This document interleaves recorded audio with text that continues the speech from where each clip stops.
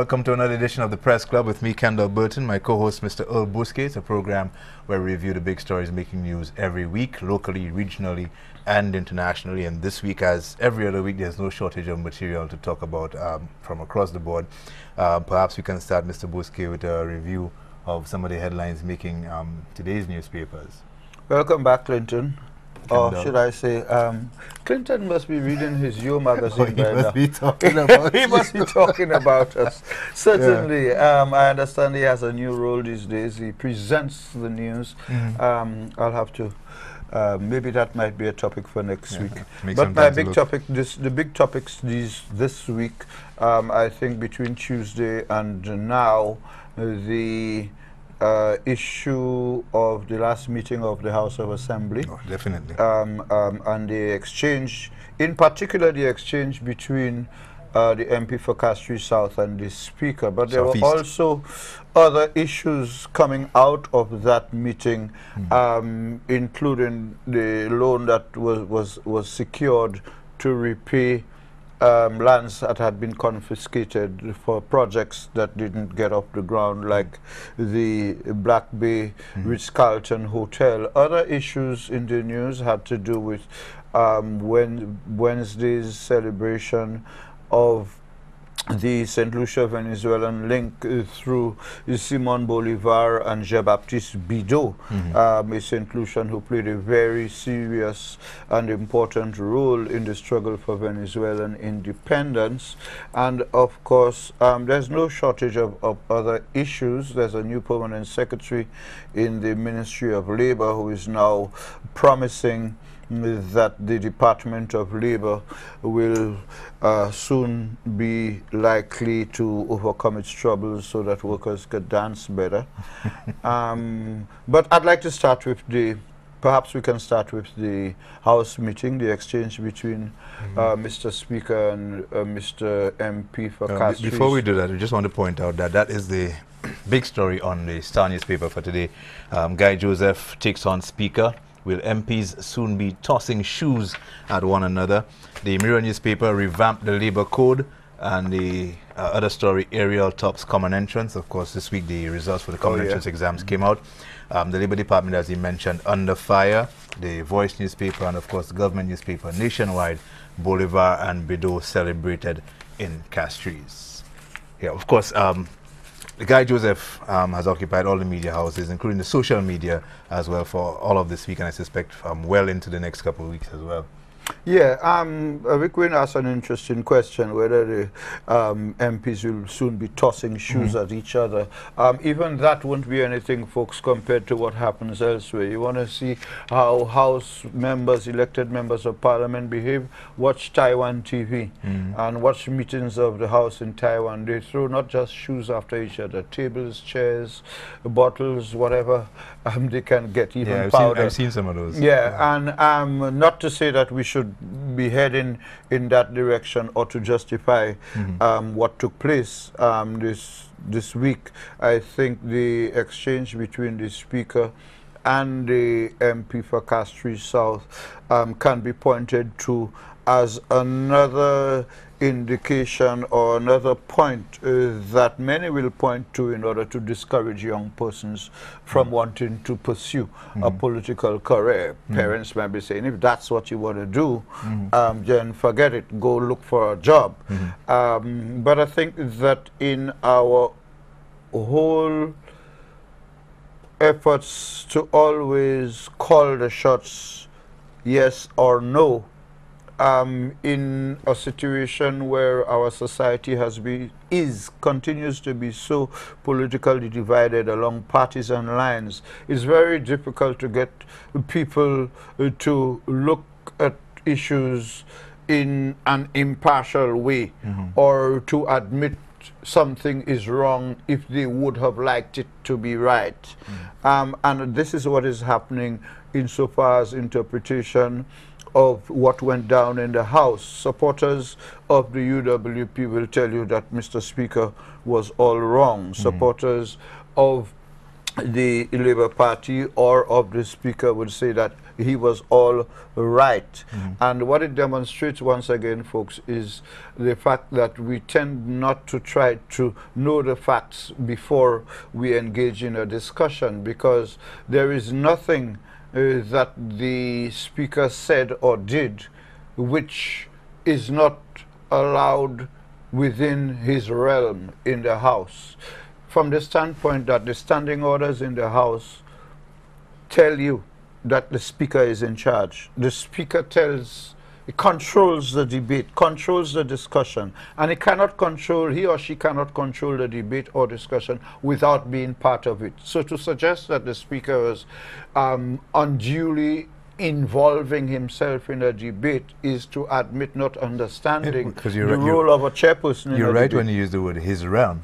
That's his house. That's his essentially. house. And I think even if you're wrong, even if you're right and he tells you you're wrong, you have to accept that he's wrong. The MP for Castries Southeast should have known that going in. He does know. He'd been in the House 5 years before. Should have planned or be more strategic in his approach, if I can use that word.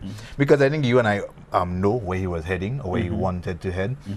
And I think he could have done it differently. He could have achieved the same aim in a more diplomatic manner. Having planned ahead. Exactly. With a plan. I think he bit up. He went into war without a battle plan. Basically, you know, if you can't go into these situations 1 foot in, 1 foot out, you have to commit fully, and he wasn't prepared to do that. The debate has been reduced to whether the speaker or Mr. Guy Joseph was right, and I think that has distracted from what the main substantive issue is, which was the contract. Was it a legal contract? Should it have been presented to the House a year after, if my memory serves me correct, after it had been entered into, the legality of that, as well as, you know, his questions about the time for commencement and the discrepancies that he was pointing out or attempting to point out. And rather than engage the speaker in his back and forth, I think that would have been the substantive issue that should have been pursued, you know, rather than choose that course of action. I think from my own personal perspective, I think he was able to get away with a lot of things. The speaker, I think, was very tolerant, more tolerant than I perhaps would have been in a situation like that. The speaker cautioned him on several occasions, and rather than change his course or re-evaluate his strategy, you know. I don't think Mr. Guy Joseph has fooled anybody. One can expect him to say the things he's saying in terms of the position that it is the speaker who's wrong and the speaker owes him an apology and that the entire country supports him, etc. If we only look at what's being said and written about how people interpret what went down, we would come to a different conclusion. But I think the other aspect of it has to do with, like I said, the fact is that here you have the former minister taking on the speaker, and inside there he's not a former minister, he's a member of parliament who had already spent 5 years in the House. So it's not like Mr. Joseph does not know the role of the speaker and the power of the speaker, because when he had to respect it, when the speaker said shut up and sit down, he had no alternative but to shut up and sit down. Of course, the speaker didn't say it like that.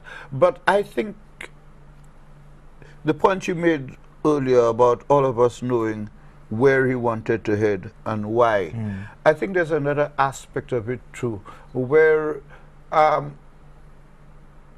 the opposition members in the House and in the Senate, in Parliament, I think when they look at the persons in the chair, in the persons of, for example, Mr. Peter Foster in the House and Mr. Claudius Francis in the Senate, when they look at the President and of the Senate and the Speaker of the House, I get the impression that they do not see Mr. President and Mr. Speaker. You see Peter Foster, Kenny Anthony's friend, lawyer, etc., etc. Peter Foster, that is who they see. Head of the Boundaries Commission. Yeah, and they react to Peter Foster, Peter Foster, who is like, you know, Mr. Joseph will say, who are you to talk to me about contract? You know, the amount of contracts I give out already in my life, how you could tell me? And what the speaker was saying is, I'm a lawyer, I deal with contract law. Similarly, there was another incident, a similar incident in the Senate about 2 meetings ago, where the leader of government business in the Senate, Ezekiel Joseph, got into a similar spat with the president of the Senate.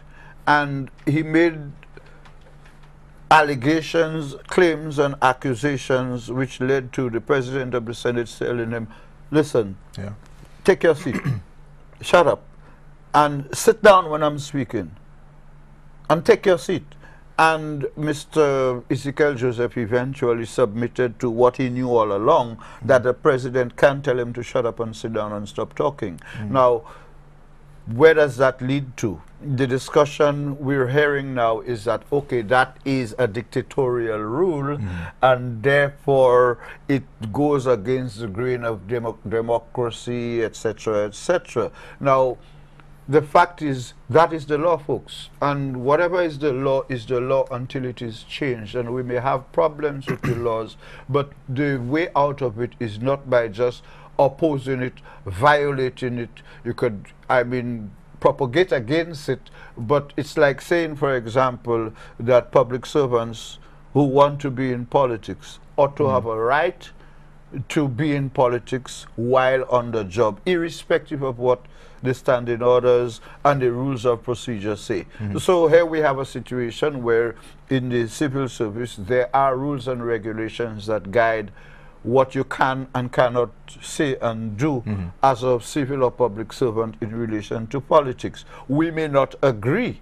However, those who do not agree are now advising civil and public servants who want to flout those laws to go ahead and flout it because it is against your constitutional right, not recognizing that those laws that would violate a constitutional right, like in this particular right, also has the constitutional cover which says nothing, in effect, nothing in this law, once it is done in the interests outlined, does not violate the Constitution. So we have to be very careful. There are lots of laws we might not like. The LGBT community would certainly be against the fact that the Buggery law remains on the books.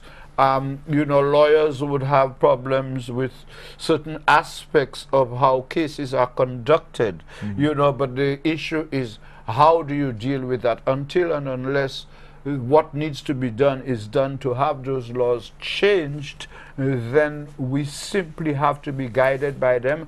And when we do not allow ourselves to be guided by them and we flout them, we must expect the repercussions, because actions breed reactions. And if people are to accept the advice of breaking the rules, then one should also expect the repercussions that will come with that. But there's also a very, what I think is a useless argument that's going on about precedents. You know, this thing that it was done before. Even in this article, in today's Even if it's wrong, the PM but you did invokes it the before. ghost of Rochamel, referring to the Prime Minister's outburst in the House before the last election and the subsequent walkout, and you know, the name calling that went on during that So if walkout. can he do it already, we can do it too. You know, and that is something that we need to move away from. You know, yes, a precedent was set is a bad precedent, you know, and it doesn't. So a qualify bad to precedent doesn't you understand? justify it being repeated. Yeah, and I think what people want, as has been pointed out at the sitting of the House before that, or at least 2 sittings before, I think Emma Hippolyte made it, explained it very well. People want the elected officials to sit down in the House and debate constructively the issues affecting the country and the people that they are representing. I think Guy Joseph, as the speaker and subsequent speakers pointed out, failed to do that during that sitting of the House. It became a very personal attack. It became very disrespectful. I think the speaker was right. Disrespectful not only to the chair, but to the people who he represented, because he called a press conference that very same day, called a press conference the first day, I believe, still demanding answers to the questions that he raised. But the fact is, if you had changed your course as the speaker had directed you to, you would have been able to make your presentation and get the answers in the House where you are supposed to. You know, and we need to move away from this thing where you go into the House and you sit there for an entire session and call subsequent press conferences and the media flocks to raise issues that should have been raised really and truly in the House? Well, there's a tradition where opposition parties, particularly where they are weak in Parliament, tend to, and the rest of the society does it, to tend to call on the press to do their work for them. I mean, I heard my favorite human rights lawyer, Miss Mary Francis, recently calling on the press to question the DPP as to why there are delays in the follow-up action on the impacts report. Now, I think that that is something she and other lawyers, as lawyers, can write the DPP and maybe make the letters available to the press. And, you know, that is how we could get involved. But to tell us, ask the DPP why she ain't making the case. And I think that this is a similar situation, because in another interesting thing about Tuesday's sitting of the House, and this is reflected in some of the newspapers this week, I'm not sure over the weekend, was the presence of the opposition. When the meeting started, 3 of the 6 opposition members were absent. When Mr. Guy Joseph was speaking, there were none others. He was the only one standing. And how are UWP supporters in those constituencies where they voted those MPs in, how would they be feeling watching a meeting of the House and none of the opposition representatives are there? Of course, the 3 who were not there did give excuses to the Speaker, and when the meeting starts, the Speaker starts off with an explanation of those excuses. Or what about people who join later? You know, people in Castries Southeast would know for sure that their MP is going to speak first, come hell or high water. But others, you know, Denry North, Denry South, Beaufort, Denry now, Denry, Miku, the 2 Mikus, the places where opposition MPs represent, even in this case, Castries Central. At one point, Mr. Frederick was not there. So that I think that on the point you're making about people expect their district representatives to represent them in Parliament, and this goes around the House. We do not always see that level of representation in terms of our interpretation of what representation should be. We do for a break. The time is running by quickly, so we'll take the break. When we come back, we'll continue looking at some other stories making the news. We'll stay local, then we can shift our focus, if we have time, to some of the regional developments. There's a big CARICOM summit last week Thursday. So we'll discuss that when we come back. This is the Press Club. Friday and Saturday. We'll be back soon.